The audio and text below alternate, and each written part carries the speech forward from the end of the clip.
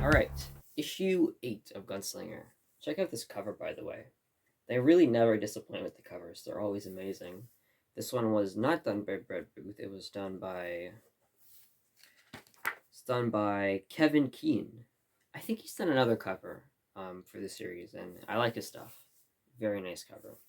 Alright, so issue starts off with a bit of a leap forward in time. Last issue we left off at the bar with the Omni-Man looking guy. They were starting to fight, and this issue starts off kind of. Well, the fight already happened, and then they're just discussing, you know, what happened. And we get, the flashbacks of what happened in the bar. Very bloody, lots of action there. We get Gunslinger with stealing some guy's sunglasses, very snazzy. And then we get this character who seems to be from his past, who seems to know him. So, did he time travel there? Still not too clear on the details of how these villains are, you know, in the present day future. He kind of, I don't know, he kind of reminds me of the Riddler a bit. Like, if you take the Riddler from Scott Snyder's run on Batman and made him like 40 years old, I could definitely see him wearing these types of sunglasses and top hat and all that. And this, yeah, so you get this character, and I think this is the character that Jessica Priest was also kind of spying on.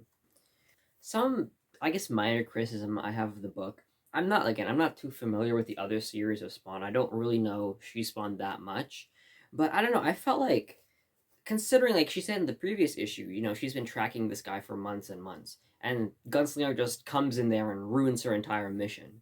And I don't know, she just seems to be kind of casual about it. She does kind of poke him at one point and is like, "Oh, come on, you're not gonna tell me why you're here," and he kind of snaps on her. And you get this, which is very nice. But like, I don't know, I feel like she wouldn't be so kind of like nonchalant about it. She just seemed very, "Oh well, I'll get him next time." That's just the attitude I felt from her, which kind of surprised me because I felt she feels more like a.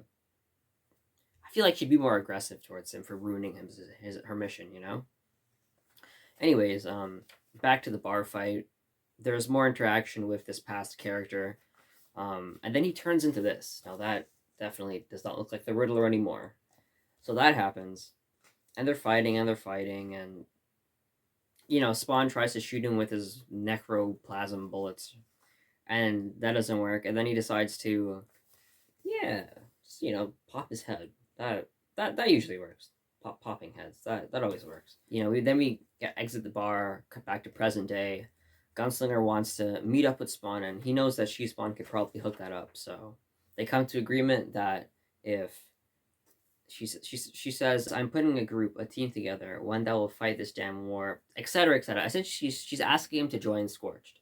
So essentially, pretty much everything that takes place after this is just like the start of Scorched 1, Scorched number 1. So we're kind of catching up to that timeline, I guess. And then she says, uh, I'll make sure you spend plenty of time with Spawn. And then we get this is real Spawn. This isn't Gunslinger. This is Al Simmons Spawn. And yeah, Brett Booth can draw anything. He can draw any Spawn he wants because he's amazing at it.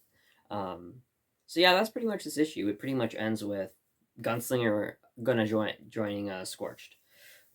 Overall, this is a good issue. I like that we're finally catching up with the present day timeline. I hope what the thing I really like about this book is that it's separate from the other Spawn continuity. So with it now being caught up to at least Scorched 1, I hope we don't get too much collusion with the other titles because I do like this being its own thing. Um, but yeah, other than that, it was a good issue. I'd give it an 8 out of 10. Amazing art, just good overall. Very much enjoyment.